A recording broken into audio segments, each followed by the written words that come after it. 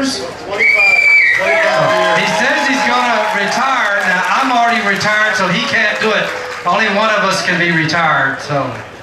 And he's probably been tired many times, so it doesn't matter. She dressed me down, Bert. That's what I was trying to get you to say for me because I didn't have a mic. Yes, my wife addresses me every morning.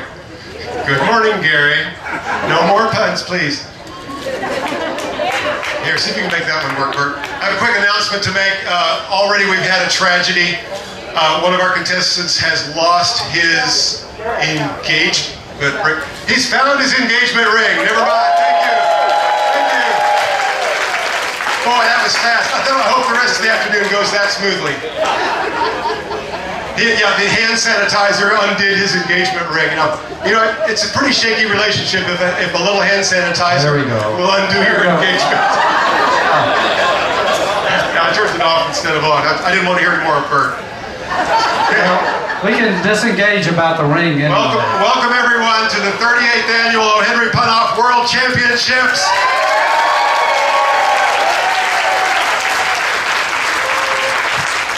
I'll tell you what, I've been wired all week. I'm kind of glad to go wireless now. I can just I can run around and talk to you from backstage and everything. I'm just going to keep this microphone on me all afternoon. The watchword, as you may have learned from last year, the watchword is, just because Gary is talking doesn't mean he still has something to say. So if someone is next in line and you see them lingering around over here, everybody just say, "Thank you, Gary," and then I'll know that it's time for somebody else to talk. Otherwise, I will be up here filibustering all afternoon. I am seriously wired. I did not have any caffeine for the last 2 days, and it just makes me higher and higher.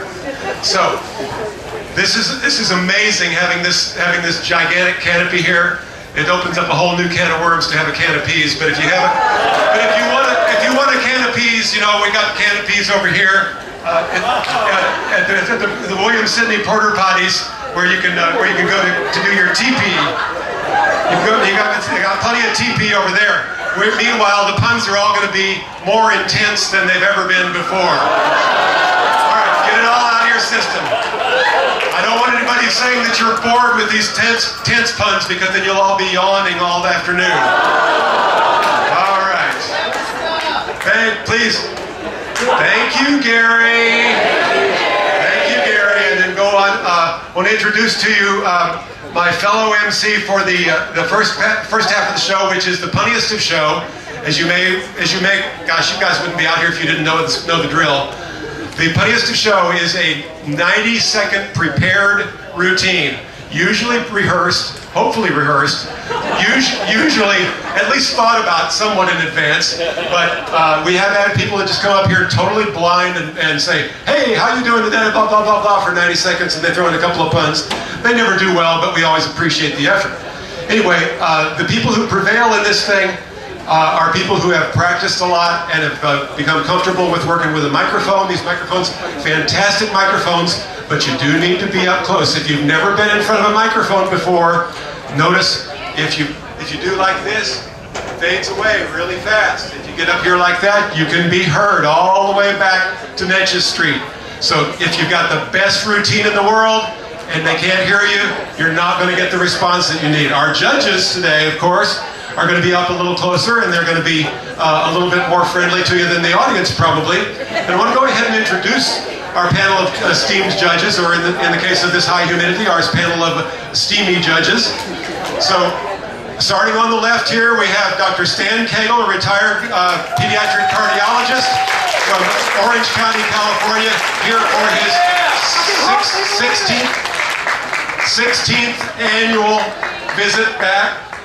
He's our senior judge, and senior in more ways than one, since my mom retired from the judge panel. I'll have her out here one more time this afternoon. My mom was on the judge panel for 2 years in a row, but she's 92 years old now, God love her, and she was really bringing down our demographic.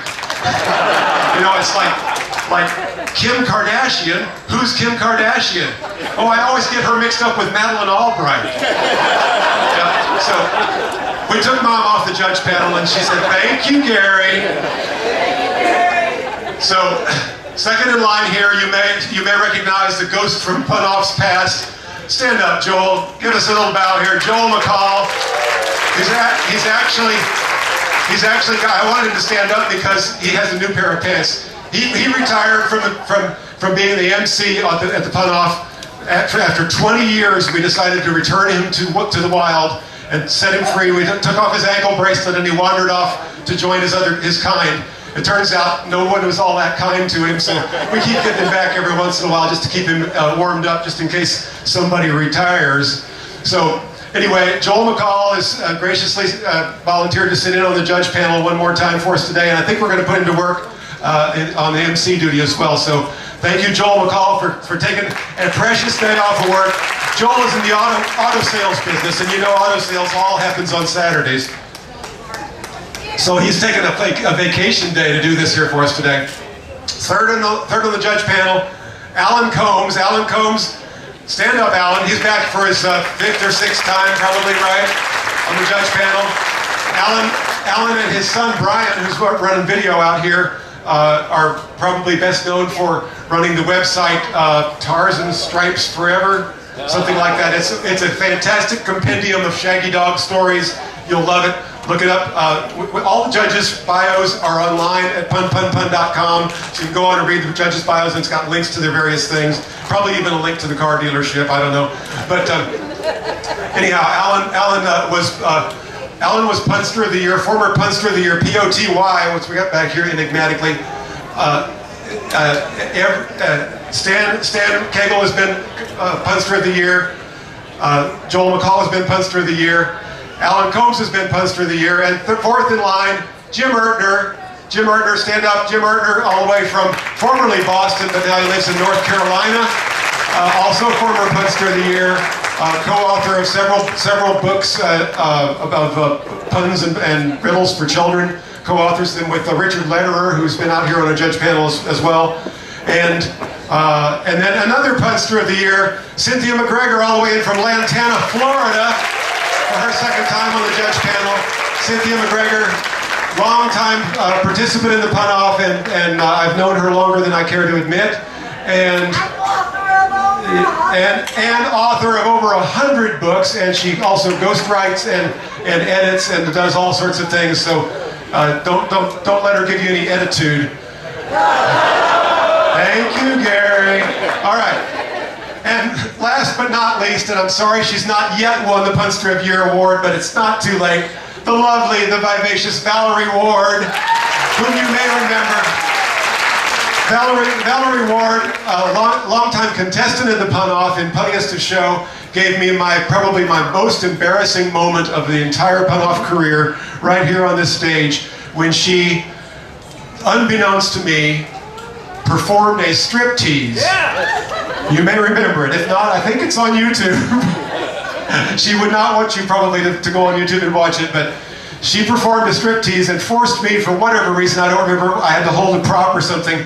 I was sitting on the stage right beside her while she was performing the striptease and singing a very suggestive song about, we'll get you to come up here and do it a little bit, Valerie, okay? Valerie Ward, Valerie is a part of our affirmative action program. The staff at the museum says, Gary, can we get a little bit more inclusive with the judge panel? I said, yeah, well, if we added from 4 judges to 6. No, that's not what we meant by inclusive, Gary.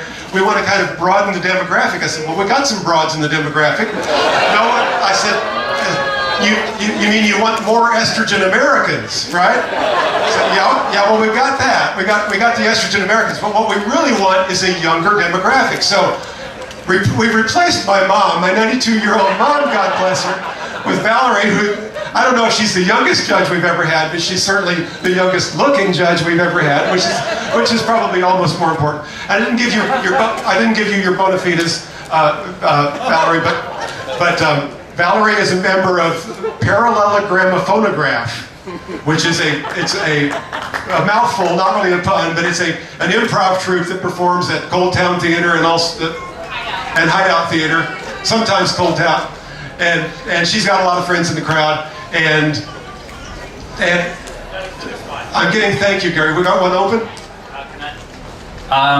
We got one more spot in Punniest. Is Katie Cowhig here?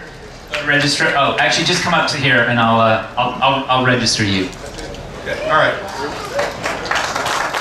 Okay. Has everybody been properly plugged? All the judges have been properly plugged. What? Sweet Ritual. My God, that pistachio, Valerie. I went over to pick up the coupons from Valerie the other day. Sweet Ritual Vegan Ice Cream Parlor. It's inside. It's actually inside a part of the Juice Land at 45th and Duval.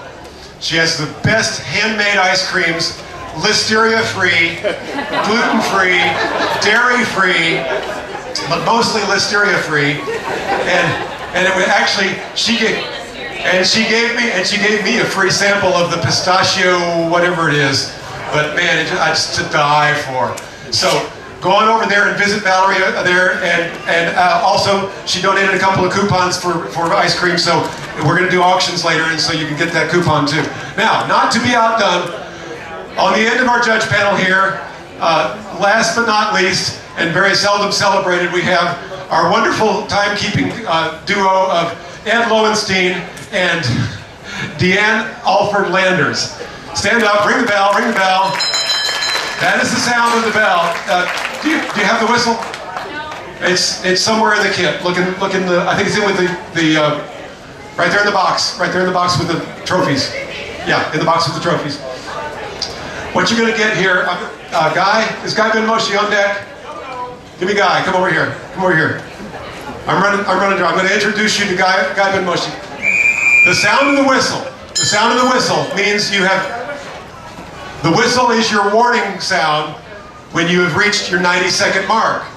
That means if you have read the instructions, your routine is designed to be presented in 90 seconds. We give you 30 seconds of slop over time before we give you the absolute gong. Sound of the gong, please. Sound of the gong, please.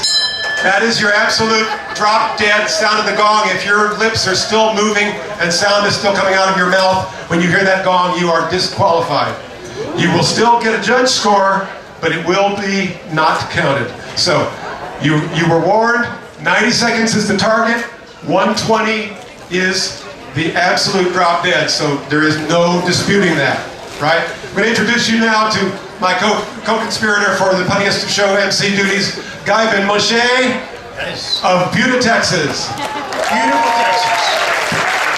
I am the self-appointed unofficial historian of the Punniest, and I want to say that how this crowd has changed and the contestants since the internet and YouTube. Back in the day, 38 years ago, everybody in the Punniest was an Austinite. Okay, everybody in the Punniest, when the beginning was an Austinite. And then came the YouTube and the internet.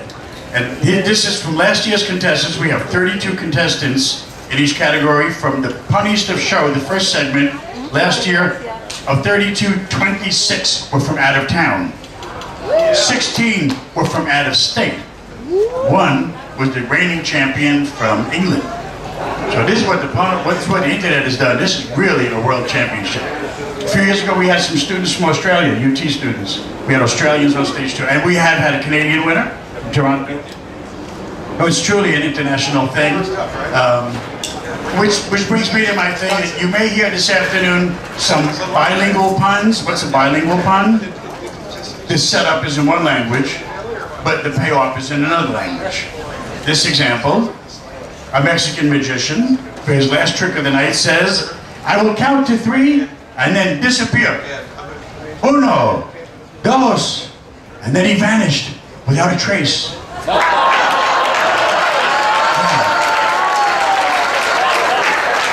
That's a bilingual pun. Yeah. Everybody, 6th Street is the Broadway of Austin. Last week on 6th Street, I saw a preacher giving out Mexican cookbooks. Why would a preacher give out Mexican cookbooks? I don't know, but I heard him myself saying, "Free holy books, free holy books." Yeah. Bilingual puns, yeah, you have to know. Here's another one, but not Spanish. The Queen of Elizabeth had a sister who passed away, Princess Margaret. Princess Margaret, every year we give her princess French cheese for Christmas. How do we know that? Because the Queen's servant would bring her a note with a gift, and it said on the note, "To my sister the Queen, fromage."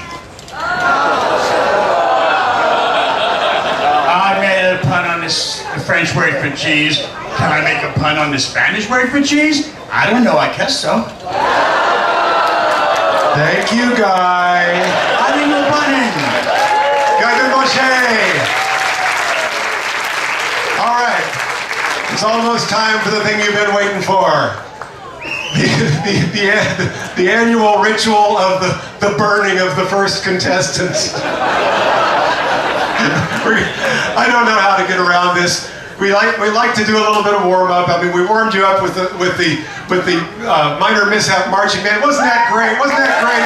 Minor mishap marching band. Ah, so peppy. I love that. But anyway, it's kind of traditionally it's like cannon fodder to become the first up here on stage, and unfortunately, it couldn't happen.